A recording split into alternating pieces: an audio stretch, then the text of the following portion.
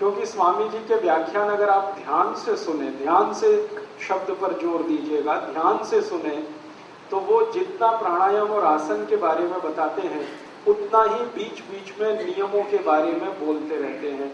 आपने सुना होगा वो बार बार कहते हैं खाना खाते ही तुरंत पानी मत पियो, 1 घंटे के बाद पियो, ये नियम। अब आप इस नियम का पालन अगर नहीं करेंगे और आसन करते रहेंगे, प्राणायाम करते रहेंगे, पूरा लाभ नहीं मिलेगा। क्योंकि महर्षि पतंजलि खुद कहकर गए हैं कि आसन और प्राणायाम का लाभ लेना है तो यम और नियम से शुरू करो। तो यम और नियम पहला चरण है और समाधि अंतिम चरण है। योग इसी के लिए है। तो मैं आपसे कुछ छोटे छोटे नियमों की बात करूंगा जो हम हमारे जीवन में ध्यान रखें। और मैंने खुद लगभग 12 वर्षों से, मैं 11 वर्ष पहले स्वामी जी के साथ संपर्क में आया। आप लोगों का संपर्क तो अभी 3-4 साल पुराना है। मैं 11 वर्ष से उनके साथ में हूं। जब उनका टीवी पे भी नहीं आता था तब की बात करता हूं। तो उनके साथ रहकर मैंने जो गहराई से देखा कि वो खुद स्वामी जी उन नियमों के बारे में बहुत ज्यादा ध्यान रखते हैं और इसलिए वो बहुत ज्यादा चुस्त हैं, दुरुस्त हैं, स्वस्थ हैं। मेरे बहुत सारे मित्र हैं, अखबार में काम करते हैं, वो अक्सर मजाक करते हैं मुझसे। वो कहते हैं कि हम बहुत दिन से एक न्यूज चाहते हैं कि बाबा कब बीमार पड़े और ये हम फ्रंट पेज पे छापना चाहते हैं। मैं पूछा भाई आपको इसमें क्या इंटरेस्ट है? तो बस ऐसे ही अखबार वालों का तो इंटरेस्ट ये होता है कि जो निगेटिव चीज है वो पहले छापो। अगर आप ठीक ठाक कोई काम कर लें तो अखबार के लिए न्यूज नहीं है वो, लेकिन उस काम को करने में मारपीट हो जाए, गाली गलौज हो जाए तो वो बहुत बड़ी न्यूज है अखबार के लिए। तो वो ऐसी बात करते हैं और ये बात उनको मैं कहता हूं कि कभी सुनने को मिलेगी नहीं, क्योंकि वो स्वामी जी बहुत ज्यादा पक्के से नियम का पालन करते हैं। जिन नियमों का वो पालन करते हैं वो आप भी करो। कुछ नियम मैं आपको बताऊंगा, सब तो नहीं बता पाऊंगा क्योंकि 20 मिनट में संभव नहीं, लेकिन कुछ नियम तो मैं जरूर बताऊंगा आपको जिनका हर एक को पालन करना चाहिए। तब आपको योग और प्राणायाम का पूरा लाभ मिलेगा। और ये नियम मेरे बनाए हुए नहीं है, ये नियम स्वामी जी के भी बनाए हुए नहीं है। ये नियम हजारों साल पहले आयुर्वेद चिकित्सा के कुछ महान लोगों ने बनाए हुए। हमारी आयुर्वेद चिकित्सा में एक बड़े महान व्यक्ति हुए, उनका नाम था महर्षि चरक। सुना होगा आपने। इन्होंने सबसे ज्यादा काम किया, रिसर्च किया इस बात पर कि जड़ी बूटियों से क्या क्या बीमारियां ठीक होती हैं, पेड़ पौधों से कौन सी बीमारियां ठीक होती हैं, पेड़ों के पत्तों से कौन सी बीमारियां ठीक होती हैं, उस पर उन्होंने सबसे ज्यादा काम किया। उसके बाद एक ऐसे ही व्यक्ति हुए महर्षि सुश्रुत। उन्होंने इस पर काम किया कि शरीर के किसी अंग में जरूरत से ज्यादा अनवांटेड, जरूरत नहीं, ऐसी कोई ग्रोथ हो जाए, ऐसा कोई बढ़ोतरी हो जाए, ट्यूमर हो गया, जैसे गांठ हो गई, इसको कैसे काट के निकाला जाए, सर्जरी। इस पर सबसे ज्यादा काम किया महर्षि सुश्रुत ने। और आपको शायद ये सुनकर आश्चर्य होगा, खुशी भी होगी कि सर्जरी का आविष्कार इसी देश में हुआ, भारत में। सारी दुनिया ने सर्जरी भारत से सीखी। ब्रिटेन ने, फ्रांस ने, जर्मनी ने सबसे पहले सर्जरी सीखी। अमेरिका में तो बहुत बाद में आई सर्जरी। और ब्रिटेन ने भारत से 400 साल पहले सर्जरी सीखी। ब्रिटेन के डॉक्टर यहाँ आते थे और यहाँ भारत में आकर सर्जरी सीखकर जाते थे। आपको सुनकर आश्चर्य होगा, आज से 400 साल पहले इस भारत में सर्जरी के बहुत बड़े विश्वविद्यालय चला करते थे, यूनिवर्सिटीज। हिमाचल प्रदेश है ना, इसमें एक जगह है कांगड़ा, यहाँ सबसे बड़ा सर्जरी का मेडिकल कॉलेज था, आज की भाषा में मैं अगर कहूँ तो। एक और जगह है भरमौर, हिमाचल में, वहां एक दूसरा बड़ा केंद्र था सर्जरी का। ऐसे ही एक तीसरी जगह है कुल्लू, वहां पर एक बहुत बड़ा केंद्र था। अगर हिमाचल प्रदेश का आज का नक्शा ध्यान में रखा जाए तो 18 ऐसे केंद्र थे हिमाचल में। फिर उसके बाद महाराष्ट्र में, गुजरात में, राजस्थान में, संपूर्ण भारत देश में सर्जरी के 1200 के आसपास केंद्र थे 400 साल पहले। यहां अंग्रेज आकर सीखते थे। आपको सुनकर और खुशी होगी, लंदन में एक बहुत बड़ी संस्था है, उसका नाम है fellow of the royal society of London, FRS। आजकल हमारे देश में और दुनिया में FRS का रिकॉग्निशन मिल जाए तो बहुत बड़ा डॉक्टर माना जाता है। ये FRS संस्था की स्थापना उन अंग्रेज डॉक्टरों ने की थी जो भारत से सर्जरी सीख कर गए थे,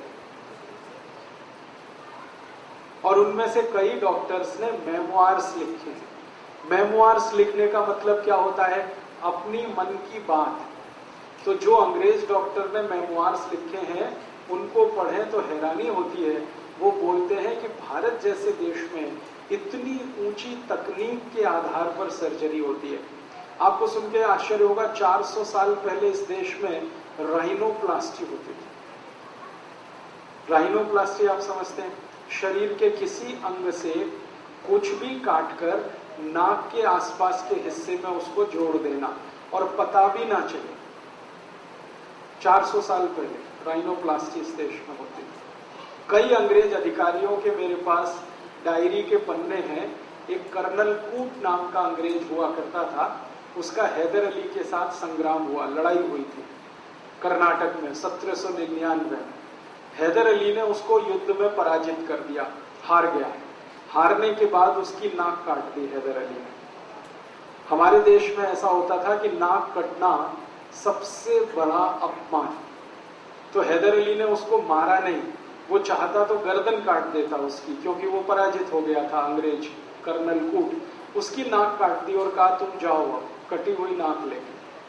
तो वो कर्नल कूट घोड़े पर भागा वहां से, कटी हुई नाक हाथ में, खून निकलता हुआ। तो हैदर अली के राज्य की सीमा के बाहर आके किसी ने उसको देखा कि उसके खून निकल रहा है, नाक कटी हुई है, हाथ में है। तब उसको पूछा ये क्या हो गया, तो उसने सच नहीं बताया। उसने कहा मेरे चोट लग गई है। तो उसने कहा नहीं, ये चोट नहीं लगी, ये तलवार से नाक काटी गई। तो अंग्रेज मान गया कि हाँ बात तो सही। तो उस व्यक्ति ने कहा कि तुम चाहो तो अभी हम सर्जरी करके तुम्हारी ये नाक जोड़ सकते हैं। तो उसने कहा कि ये काम तो इंग्लैंड में कोई नहीं कर सकता, आप कैसे कर सकते हैं? तो उन्होंने कहा हमको तो ये काम आता है बहुत अच्छे से। तो उस कर्नल कूट की नाक के जोड़ने का ऑपरेशन हुआ। बेलगाम नाम का एक शहर जहां पर ये घटना घटित हुई, उसका करीब 3-3.5 घंटे ऑपरेशन चला। वो नाक जोड़ी गई, फिर उस पर लेप लगाया गया। 15 दिन उसको वहां रखा गया। 15 दिन के बाद उसकी छुट्टी हुई। 3 महीने बाद वो लंदन पहुंचा।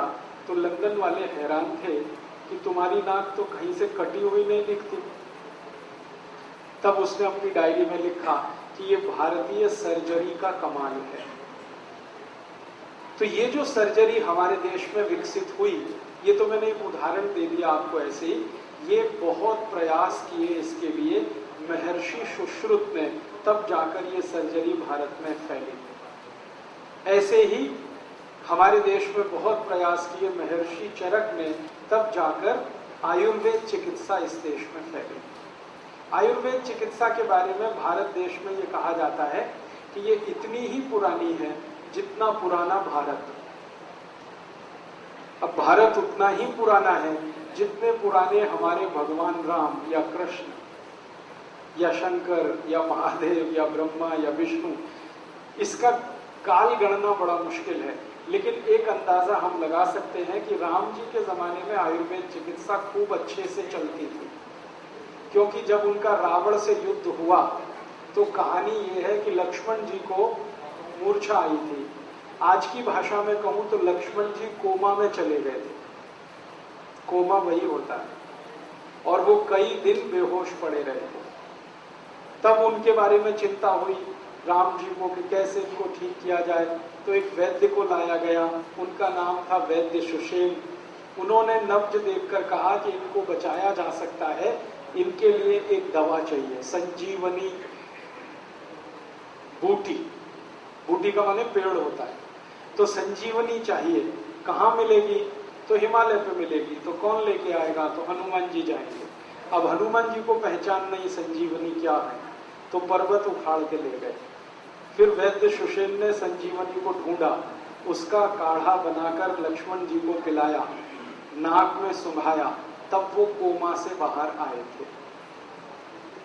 इससे पता चलता है कि कोमा से बाहर आने के लिए उस समय चिकित्सा हुआ करती थी। आप जानते हैं एलोपैथी चिकित्सा में कोमा से बाहर आने के लिए कोई दवा नहीं है, जबकि 17.5 लाख साल पहले इस देश में कोमा से बाहर आने की दवा थी, आज भी है। आज भी आयुर्वेद में 40 से ज्यादा दवाएं हैं जो व्यक्ति को कोमा से बाहर लाती हैं। एलोपैथी वालों के पास एक भी दवा नहीं है, सारी दुनिया के करोड़ों करोड़ों डॉलर की रिसर्च करने के बाद भी कोई दवा नहीं है। अगर एलोपैथी के डॉक्टर से कोई ट्रीटमेंट करा रहा है और वो कोमा में चला जाए पेशेंट, तो डॉक्टर एक ही बात कहता है, wait and watch, wait and watch, इंतजार करो और देखो, बस दवा कोई नहीं है। तो हम इस बात का एहसास करें कि हमारी चिकित्सा पद्धति आज भी कितनी ऊंची है और 17.5 लाख साल पहले भी कितनी ऊंची थी। और ये वही चिकित्सा पद्धति है जिसको आयुर्वेद कहा जाता है। आयुर्वेद चिकित्सा पद्धति के 3 भाग हैं। पहला भाग है जड़ी बूटियों द्वारा चिकित्सा, पेड़ पौधों द्वारा चिकित्सा, फल और फूल के द्वारा चिकित्सा, ये एक भाग है। दूसरा सर्जरी के द्वारा चिकित्सा, शल्य चिकित्सा, ये दूसरा भाग है। और तीसरा और आखिरी भाग है खान पान, पथ्य अपथ्य और यम नियम के आधार पर चिकित्सा। क्या खाएं क्या ना खाएं, कब खाएं, कितना खाएं, कैसे खाएं, क्या पिए क्या ना पिए, कब पिए, कैसे पिए, कितना पिए, इनके आधार पर चिकित्सा। तो पहली जो चिकित्सा है, जड़ी बूटी, पेड़ पौधे, फल आदि, इनके मास्टर थे, पंडित थे महर्षि चरक। दूसरी वाली जो चिकित्सा है शल्य चिकित्सा, उसके पंडित थे सुश्रुत, महर्षि सुश्रुत। और तीसरी वाली जो चिकित्सा है यम नियम, खान पान के नियम, इसके चिकित्सक सबसे बड़े थे महर्षि बाघभट्ट। आएगा हमारी आयुर्वेद चिकित्सा का जो मूल सिद्धांत है वो जान लेना चाहिए। सिद्धांत ये है कि कोई व्यक्ति बीमार कब पड़ता है और कोई व्यक्ति स्वस्थ कब रहता है। बीमार कोई भी व्यक्ति तब पड़ता है जब उसका वात, पित्त और कफ तीनों असमान होते हैं, असंतुलित होते हैं। और कोई भी व्यक्ति स्वस्थ तब रहता है जब वात, पित्त, कफ तीनों उसके संतुलित होते हैं। तो वात, पित्त, कफ तीनों का संतुलन अगर है तो जीवन में आपको कभी रोग आएगा नहीं। और अगर वात, पित्त, कफ में असंतुलन है, टूट फूट है, तो हमेशा रोग आने वाले हैं और आप परेशान हो जाने वाले हैं। वात के असंतुलन से हमारे शरीर में 80 रोग आते हैं। 80, 8 और 0, 80। पित्त के असंतुलन से हमारे शरीर में 40 रोग आते हैं। 4 और 0, 40। और कफ के असंतुलन से 28 रोग आते हैं। सबसे कम कफ के रोग हैं, सबसे ज्यादा वात के रोग हैं, पित्त वाला बीच में। कफ के रोग क्या क्या हैं? मोटे मोटे कुछ रोग बताता हूं ताकि आपको पता रहे। मोटापा होना, ये कफ का सबसे खराब रोग। वजन बढ़ना, ये कफ का सबसे खराब रोग। थायराइड की समस्या पैदा होना, ये कफ का सबसे खराब रोग है। हाइपरथायराइडिज्म, हाइपोथायराइडिज्म, एक में थायराइड बढ़ता है, एक में घटता है, कफ की सबसे खराब समस्या। सर्दी होना, जुकाम होना, कफ की सबसे बड़ी समस्या। खांसी होना, बलगम जमा होना, कफ की सबसे बड़ी समस्या। आंखों में मोतियाबिंद होना, जिसको आप कैटरेक्ट कहते हैं, ये कफ की समस्या है। कान में सुनाई नहीं देना, ये कफ की समस्या है। नाक से हमेशा पानी बहना, नजला होना, ये कफ की समस्या है। कान में से पानी आना, ये भी कफ की समस्या है। आंखों को लाल हो जाना, कफ की समस्या है।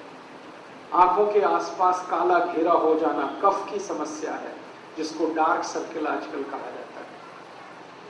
हमारे चेहरे पर फोड़े फुंसी हो जाना या तो कील मुहां से हो जाना कफ की समस्या है। चेहरे की त्वचा का रंग बदल जाना कफ की समस्या। ऐसे कफ के 28 रोग हैं। मोटी सी एक जानकारी दूं, अगर आप योग शिक्षक हैं तो आपको ये बहुत काम आएगी कि छाती से लेकर यहां से लेकर मस्तिष्क के आखिरी हिस्से तक इस इलाके के जितने रोग आप जानते हैं वो सब कफ के रोग हैं, सबके सब।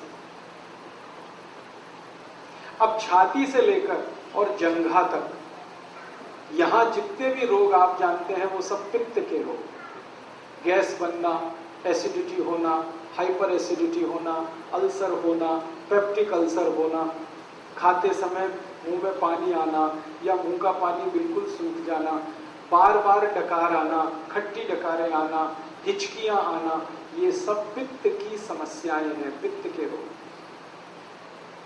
और इनकी संख्या 40 है। ये छाती से लेकर जंघा के बीच वाले इलाके के रोग हैं, सब पित्त के। किडनी खराब होना, लीवर खराब होना, किडनी में स्टोन होना, लीवर में सूजन होना, ये सब पित्त की समस्याएं हैं। और खराब रोगों के नाम बताऊं, जॉन्डिस होना, पीलिया होना, हेपेटाइटिस होना, ये सब पित्त के रोग हैं, पित्त की समस्याएं। कई तरह के बुखार, पित्त की समस्याएं।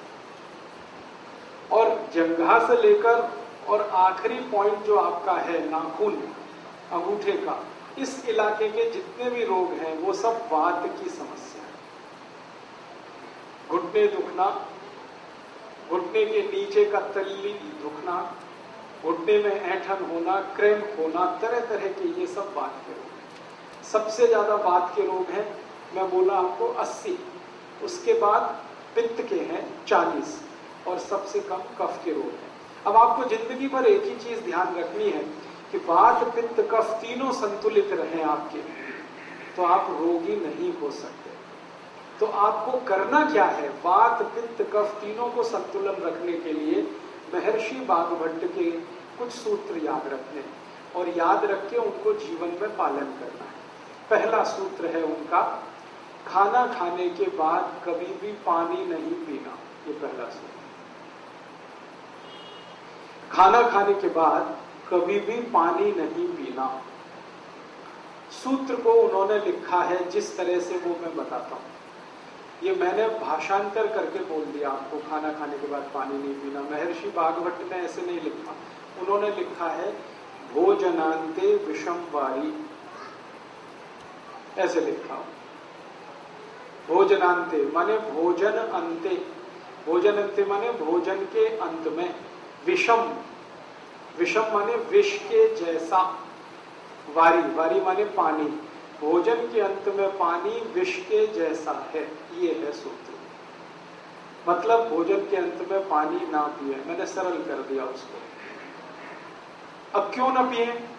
कारण उसका एक है कि हम जब खाना खाते हैं, खाना सारा पेट में इकट्ठा होता है, एक स्थान है उसको जठर कहते हैं। जठर स्थान पे खाना जब आता है तो अपने आप अग्नि जलती है, उसको जठर अग्नि कहते हैं। खाना खाते ही पेट में अग्नि है, वो जठर अग्नि है। अग्नि जलती है तो खाना पचता है, अग्नि नहीं जलती तो खाना नहीं पचता। तो आपने खाना खा लिया, पेट में अग्नि जली, अग्नि ने जैसे ही जलना शुरू किया आपने पानी पी लिया और खूब ठंडा पानी पी लिया, चिल्ड वाटर, फ्रिज से निकाल के बोतल गटक ली। अब क्या होगा? अग्नि बुझ गई। अग्नि बुझ गई तो खाना नहीं पचेगा, तो खाना सड़ेगा और सड़ा हुआ खाना 103 बीमारियां पैदा करेगा। सबसे ज्यादा बीमारियां इसी में आती हैं। इसलिए बागभट्ट जी ने पहला सूत्र ये लिखा, भोजनांते विषम वारी, खाने के बाद पानी नहीं पीना। तो आप बोलेंगे कब पीना? खाना जब आप खाते हैं तो अग्नि जलने की जो क्रिया है वो 1 घंटे से शुरू होकर 1.5 घंटे तक चलती है। खाना खाने के बाद अग्नि जलने की क्रिया 1 घंटे से 1.5 घंटे तक चलती है और 1.5 घंटे के बाद वो अपने आप शांत हो जाती है। उसके बाद क्या होता है? अग्नि जब शांत हो जाती है तो जो आपने खाया है उसका रस बनना शुरू होता है। ये रस बनने की क्रिया लगभग और 1 से 1.5 घंटे चलती है। फिर रस बनने के बाद क्या होता है? रस बनने के बाद खाने का मांस, मज्जा, रक्त, वीर्य, मल, मूत्र, अस्थि और मेद बनना शुरू होता है और ये क्रिया 5 दिन तक चलती है। आज आप जो खाना खाएंगे ना, आज का खाना 5 दिन तक डाइजेस्ट होता है। अभी खाया तो 5 दिन तक। और इस पूरी क्रिया में हमें जो सबसे महत्व की बात जाननी है वो ये कि सबसे ज्यादा और सबसे आसानी से बनता है मांस और सबसे कम और सबसे देर में बनता है वीर्य। मांस सबसे ज्यादा, वीर्य सबसे कम। आपको सुन के ताज्जुब होगा, बागभट्ट जी ने एक जगह लिखा और आज की आधुनिक विज्ञान ने उसको सिद्ध किया। वो ये है कि आज तारीख 19 जुलाई को आप जो खाना खाएंगे इसका वीर्य बनने के लिए 1 महीना खर्च होगा। अगले महीने 20 अगस्त को बनेगा। आज जो खाया 30 दिन लगते हैं और सबसे कम बनता है। सबसे ज्यादा समय लगता है, सबसे कम बनता है। इसलिए आयुर्वेद में कहा गया वीर्य बहुत कीमती है, इसलिए उसको नष्ट नहीं कर सकते। इसलिए ब्रह्मचर्य पालन करने की कल्पना इस देश में। ये मैंने इसलिए जानकारी दी कि आप योग शिक्षक हैं, आपको पता होना चाहिए। कभी कोई बात आ जाए तो आप समझा सकते हैं। तो हमने खाना खा लिया, आग जली खाने को पचाने के लिए, 1 घंटे 30 मिनट तक जलेगी। तब तक पानी अगर आपने पिया तो आग बुझेगी। आग बुझेगी तो फिर आगे की क्रिया रुकेगी। इसलिए आगे की क्रिया ना रुके, आग ना बुझे, तो सरल बात कही गई, खाना खाने के बाद पानी ना पिए 1 घंटे से 1.5 घंटे का। तो आज के बाद आप सभी से मेरी प्रार्थना है, आप योग शिक्षक हैं या योग साधक हैं, दोनों को ही मेरी प्रार्थना है कि इस नियम का पालन करें। खाना खाने के 1 घंटे से 1.5 घंटे के बाद पानी पिए। 1 घंटा किसके लिए और 1.5 घंटा किसके लिए? 2 शब्द मैं बोल रहा हूं, 1 से 1.5 घंटा। 1 घंटा उनके लिए है जो एकदम स्वस्थ है, जिनको लगता है कि वो स्वस्थ है, उनको कोई तकलीफ नहीं, उनके लिए 1 घंटा। और जो बीमार मानते हैं अपने को, वो 1.5 घंटा। तो आप स्वस्थ हैं तो 1 घंटे बाद पानी पी लीजिए खाने के, और थोड़े बीमार हैं तो 1.5 घंटे के बाद पी लीजिए। लेकिन 1.5 घंटे के बाद पीना ही है, ऐसा नहीं कि भूल जाए, तब एक और गड़बड़ आएगी। क्यों गड़बड़ क्या आएगी? खाना जो पचने की क्रिया, मैंने कहा ना पहले खाना पचता है, आग जलती है तो वो खिचड़ी जैसा बनता है, फिर रस बनना शुरू होता है। जब रस बनेगा तो पानी चाहिए, बिना पानी के रस कैसे बनेगा? तो पानी जिस समय चाहिए तभी पीना अच्छा है। तो 1-1.5 घंटे के बाद रस बनना शुरू होगा तो पानी पी लीजिए। तो पानी पीने का ये नियम है। मैं फिर से दोहराता हूं, खाना खाने के 1 से 1.5 घंटे के बाद पानी पिए। ठीक है? अब इसमें आप प्रश्न कर सकते हैं कुछ कि खाना खाने के पहले पिए क्या, खाना खाने के बीच में पिए क्या? खाने के पहले पानी पी सकते हैं, आयुर्वेद में कहा गया 48 मिनट पहले पिए। क्यों? जब आप पानी पीते हैं तो पेट में पानी जाता है, तो पानी का अंतिम स्थान है मूत्रपिंड, पहला स्थान है मुंह, जहां से ये जाना शुरू होता है। अंत में आता है सारा पानी मूत्रपिंड में, फिर उसके बाद ये मूत्र के द्वारा बाहर निकलता है। तो मूत्रपिंड में पानी पहुंचने के लिए 48 मिनट लगता है। तो आप खाने के पहले 48वें मिनट में पानी पी सकते हैं। बीच में पानी कब पिए खाने में? जब आप 2 अन्न का खाना खाएं, गेहूं की रोटी खाएं और चावल खाएं, 2 अन्न का खाना है, तो आप गेहूं की रोटी खाने के बाद और चावल खाने से पहले थोड़ा पानी पिए। कितना पिए? 3-4 घूंट बस, ज्यादा नहीं। और इसमें आखिरी जानकारी कि खाना खाने के बाद अगर सच में प्यास लग रही है तो क्या पिए? तो आयुर्वेद में कहा गया 3 चीजें पी सकते हैं।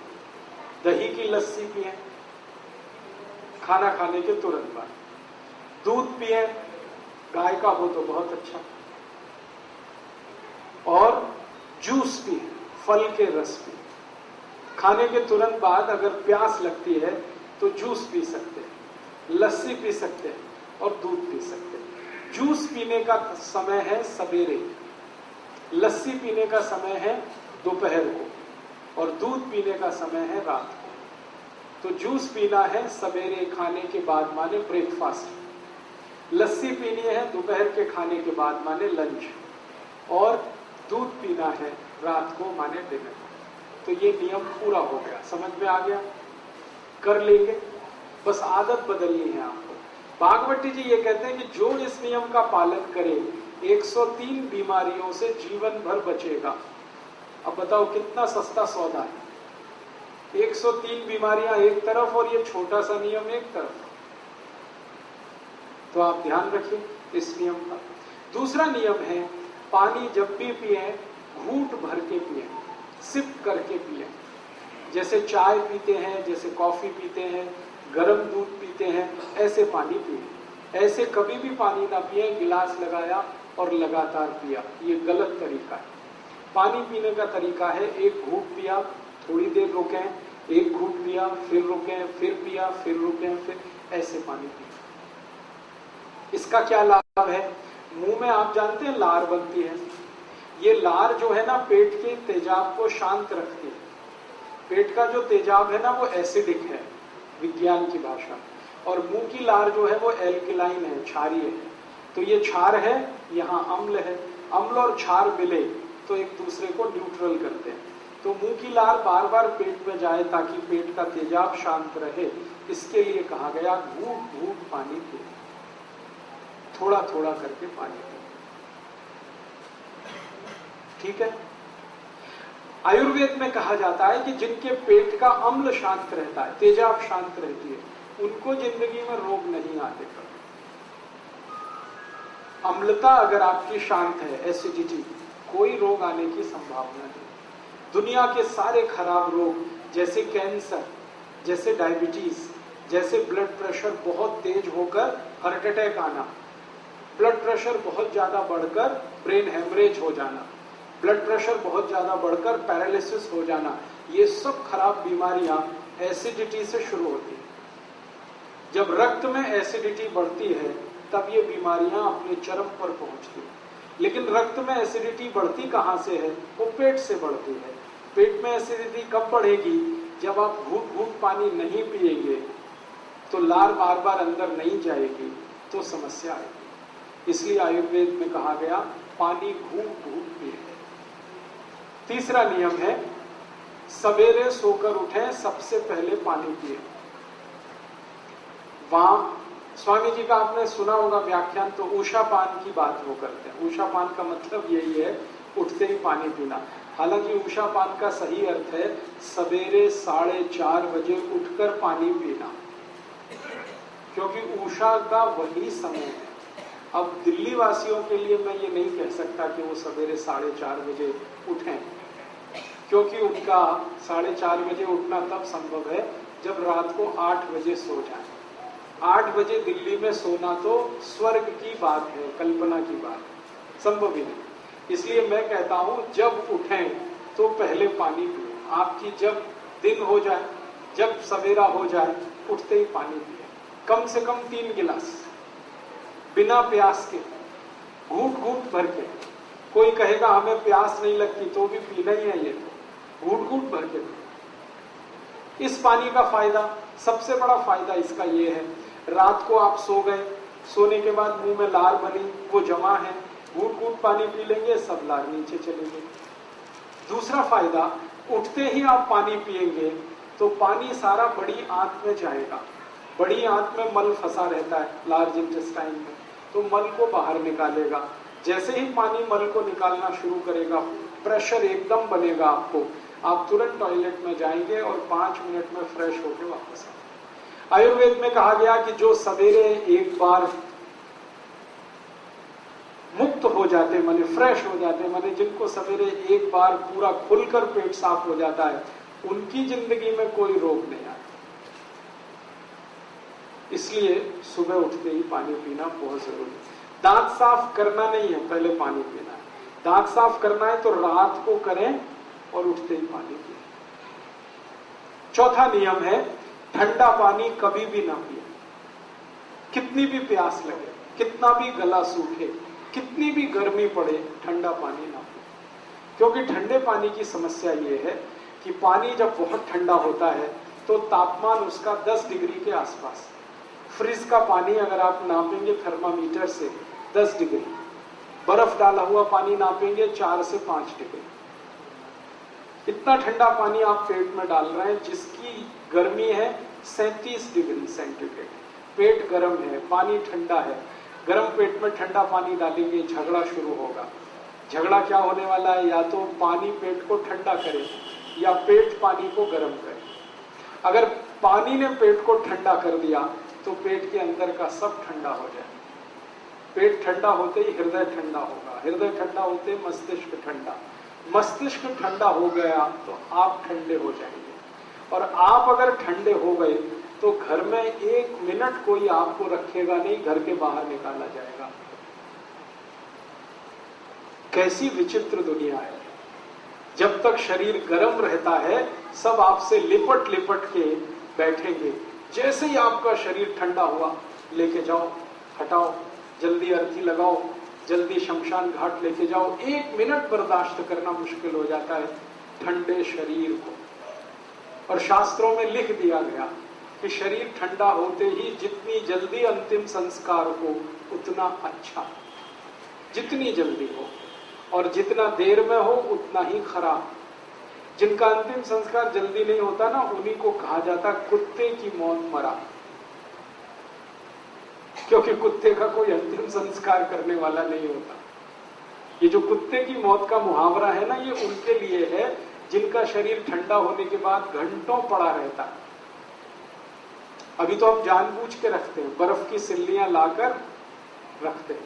अब मजबूरियां हैं, बेटा अमेरिका में है, बेटी कनाडा में है, तो अब कैसे आएंगे, जब तक नहीं आएंगे तब तक रखना पड़ेगा। शास्त्र के विरुद्ध है, ये नियम के विरुद्ध है। तो आपको मैं जो समझाना चाहता हूं वो ये कि शरीर ठंडा मत होने दीजिए, इसको गर्म रखिए। तो ठंडा शरीर ना हो इसके लिए ठंडा पानी मत पीजिए। नहीं तो क्या होगा, ठंडा पानी बार बार पीते रहेंगे, शरीर में तकलीफें शुरू होंगी। उसकी सबसे बड़ी तकलीफ क्या होती है कि जब बहुत ठंडा पानी आप पी लेते हैं तो शरीर का जो पेट है वो पानी को गर्म करता है।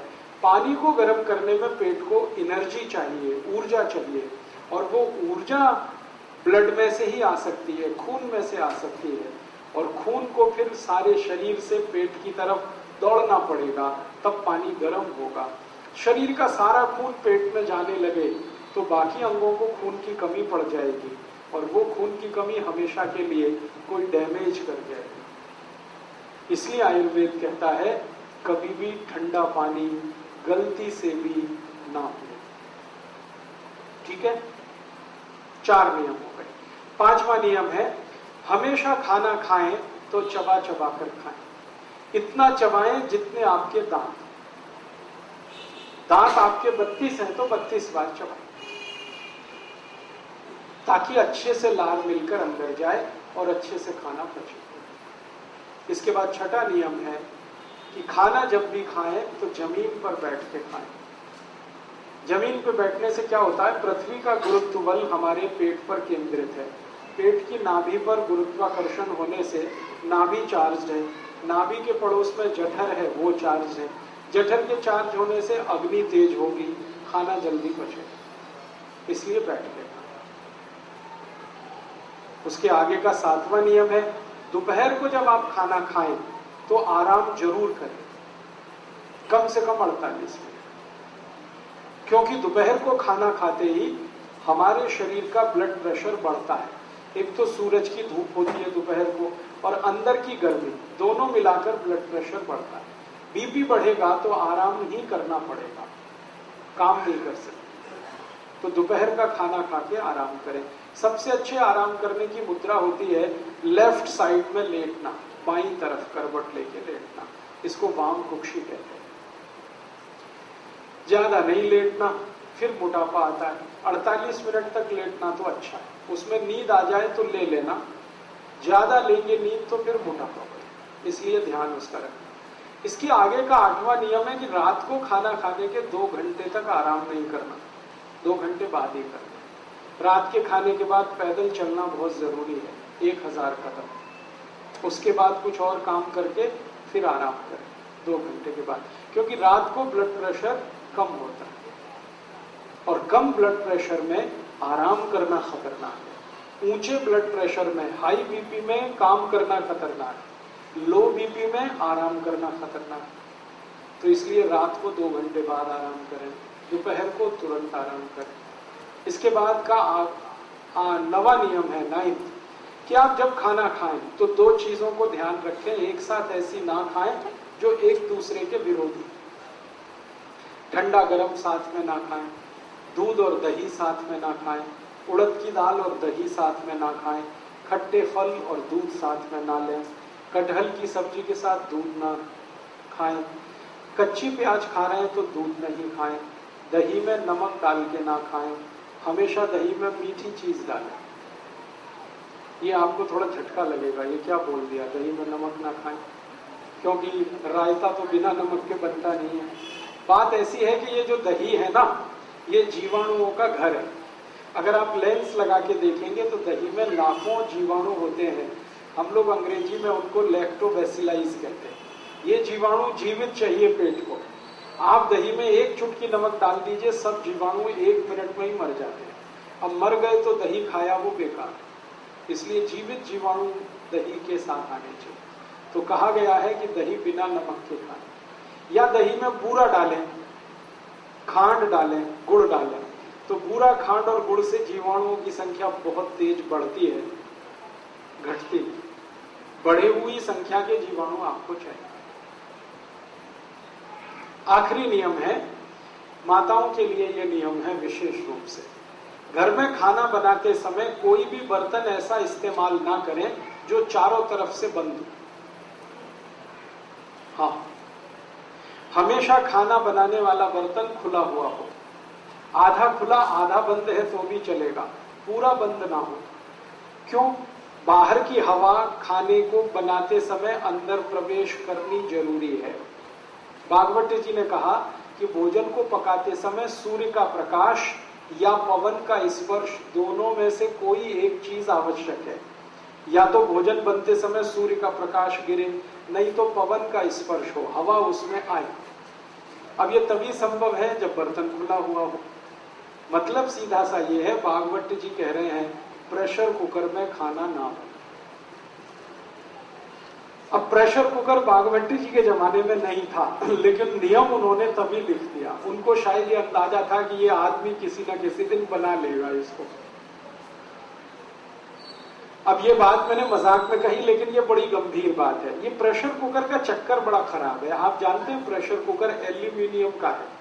एल्यूमिनियम दुनिया का सबसे खराब मेटल है, धातु है, खाना बनाने के लिए और पकाने के लिए। मैंने एक सर्वे किया था आज से 10 साल पहले कि गरीबों को सबसे ज्यादा अस्थमा, दमा और टीबी क्यों होती है गरीबों को। उस सर्वे का रिजल्ट आया कि सारे गरीब लोग एल्यूमिनियम के बर्तन में खाना बनाते हैं और खाते हैं, यही उनके दमा और अस्थमा का कारण और टीबी का कारण। अब हमने घर में अगर लाया है प्रेशर कुकर, तो ये भी तो दमा और अस्थमा की बीमारी ही है। आप इसे ना इस्तेमाल करें। तो उसकी जगह क्या करें? भगोने में बनाएं दाल, कढ़ाई में बनाएं, भगोने में बनाएं। मैं सबको ये सुझाव देता हूं, प्रेशर कुकर हटा के मिट्टी की हांडी ले आए, बहुत सस्ती आती है, 20-25 रुपए की आती है। और हांडी में दाल पकाएं, हांडी में ही चावल पकाएं, हांडी में खिचड़ी बनाएं। हमारे देश में, गांव में अभी भी ऐसे ही चलता है। हांडी में भोजन बनता है, हांडी में दूध बनाया जाता है, और दूध हांडी में जब पकता है ना तो एकदम लाल सुर्ख हो जाता है। वो दूध का स्वाद ही अलग होता है हांडी में। हाँ, बताता हूं अभी गैस पे कैसे चलेगी हांडी। हांडी में दही भी जमाया जाता है, बहुत अच्छा स्वाद। आप कभी कलकत्ता जाएं तो वहां मीठा दही जरूर खाएं। कलकत्ता वाले उसको मिष्ठी दही बोलते हैं। वो सब हांडी में ही पकता है, हांडी में गर्म करेंगे, हांडी में ही जमाएंगे, तभी उसमें टेस्ट आता, नहीं तो टेस्ट ही नहीं आता। बड़े बड़े 5 स्टार होटल में मिष्टी दही कलकत्ता से आता है।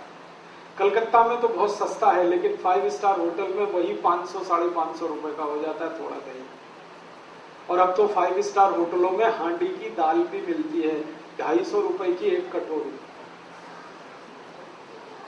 आप यहां जाइए ना, हयात जो यहाँ का दिल्ली का बड़ा रीजेंसी में चले जाइए, हयात में चले जाइए, इंपीरियल में चले जाइए, अशोका इन में चले जाइए, सब जगह हांडी की दाल है। लेकिन एक कटोरी 240, 250, 260 ये कीमत है। 250 में तो कम से कम 10 हांडी आती है। लोग जाते हैं वहां खाने के लिए हांडी की दाल, लेकिन घर में हांडी लाके क्यों नहीं पकाते? तो आप कहेंगे गैस पे नहीं चलेगी, बहुत अच्छे से चलेगी। हांडी को गैस पे चलाने का सबसे सरल उपाय है, गैस को धीमा रखो। कभी भी तेज गैस किया तो हांडी चटक जाएगी। हल्की आंच रखो तो हांडी कभी नहीं टूटती। और मान लो टूट भी गई तो दूसरी ले लेना, कौन सी ऐसी आफत है। हिंदुस्तान में 1.5 करोड़ कुम्हार हैं जो ये बनाते हैं। वो भूखमरी के शिकार हैं, क्योंकि आप खरीदते ही नहीं उनकी हांडी। आपने तो कुकर ला ला के कुम्हारों को बेकार कर दिया। रेफ्रिजरेटर ले आए तो घड़े बिकने बंद हो गए उनके। जब से कुकर आ गया उनकी हांडियां बिकनी बंद हो गई। प्लास्टिक के गिलास आ गए तो कुल्हड़ बिकने बंद हो गए उनके। हमने मोमबत्ती लगाना शुरू कर दिया तो दिए बनने बिकने, दीपक बिकने बंद हो गए। 1.5 करोड़ कुम्हार भुखमरी के शिकार हैं। इसलिए वो सरकार से कहते हैं हमको आरक्षण चाहिए, क्योंकि अब उनका काम धंधा तो टूट रहा है। तो आप उनकी थोड़ी तो चिंता करो, कुछ खरीदो उनका, तो उनकी जिंदगी चले, उनका रोजगार बढ़े। तो सबसे आसान है कि हांडी खरीदना शुरू कर दो, दाल चावल उसमें बनाओ और वही खाओ। इसका सबसे बड़ा फायदा जो मैं कहना चाहता हूं वो ये कि आप जानते हैं हांडी मिट्टी की है, और मिट्टी में सबसे ज्यादा कैल्शियम है, मिट्टी में सबसे ज्यादा फास्फोरस है। कैल्शियम और फास्फोरस हमारे शरीर का सबसे महत्वपूर्ण केमिकल है। बिना कैल्शियम के शरीर नहीं हो सकता, बिना फास्फोरस के शरीर नहीं हो सकता। ये कैल्शियम और फास्फोरस सबसे ज्यादा मिट्टी में है। फिर उसके बाद आयरन चाहिए हमको, आयरन भी सबसे ज्यादा मिट्टी में है। फिर मैग्नीशियम चाहिए, वो मिट्टी में है। फिर मैग्नीज चाहिए, वो मिट्टी में है। फिर सल्फर चाहिए, वो मिट्टी में। 18 केमिकल चाहिए, ये शरीर तब बनता है, वो सब मिट्टी में है। तो मिट्टी की हांडी की दाल खाओगे तो सारे केमिकल शरीर को मिलेंगे फोकट में, मुफ्त में। और यही केमिकल अगर कम पड़ जाए ना तो डॉक्टर लिख के देता है कैल्शियम सेंडोज की गोली खाओ, तो खाते हो आप कि नहीं? और वो खाते हो, सैकड़ों रुपए खर्च करते हो आप, और फिर भी गारंटी कुछ नहीं है कि उससे कुछ फायदा भी हो जाएगा। उससे अच्छा ये है कि मुफ्त की मिट्टी की हांडी में सब कैल्शियम फास्फोरस है, वही खरीद लो। डॉक्टर की कैल्शियम की गोलियां खाने से अच्छा कैल्शियम जिसमें है मिट्टी में, उसमें दाल बना के खा लो। विज्ञान तो यही कहता है। तो आप अगर करें तो आज से अपने घर में एक बदलाव कर लें, मिट्टी की हांडी खरीद लें। फिर आप कहेंगे खाना बहुत देर में बनेगा। मैंने बना के देखा, मिट्टी की हांडी में दाल 28 मिनट में बनती है और प्रेशर कुकर में 10 मिनट में बनती है। 18 मिनट का ही अंतर है, ज्यादा नहीं। और शरीर का स्वास्थ्य अच्छा रहे तो 18 मिनट कौन बड़ी बात है। मैं अभी थोड़े दिन पहले मद्रास गया था, चेन्नई। वहां भारत का एक बहुत बड़ा समूह है, जैसे आपने नाम सुना हीरो होंडा, ऐसे दक्षिण भारत का ग्रुप है टीवीएस सुंदरम, टीवीएस मोटरसाइकिल।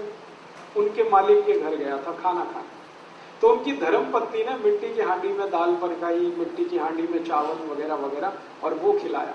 तो मैंने आश्चर्य से पूछा, आप करोड़पति आदमी हैं और मिट्टी की हांडी में दाल चावल खाते हैं? तो उनकी पत्नी ने पता क्या उत्तर दिया, वो तो भगवान कृष्ण भी खाते। मैं पूछा वो कैसे? आपको मालूम है जगन्नाथपुरी के मंदिर में कृष्ण भगवान को प्रसाद मिट्टी की हांडी में ही चढ़ाया गया। तो सुंदरम ग्रुप की जो मालकिन है वो मुझे कह रही है कि जो कृष्ण भगवान मिट्टी की हांडी में खा सकते हैं तो हम तो उनके भक्त हैं ना, हमको क्यों नहीं खाना चाहिए? तो मैंने कहा आप तो 40,000 करोड़ का बिजनेस चलाती हैं, आपके पास टाइम इतना कहाँ है कि जितनी देर खाना बनाए?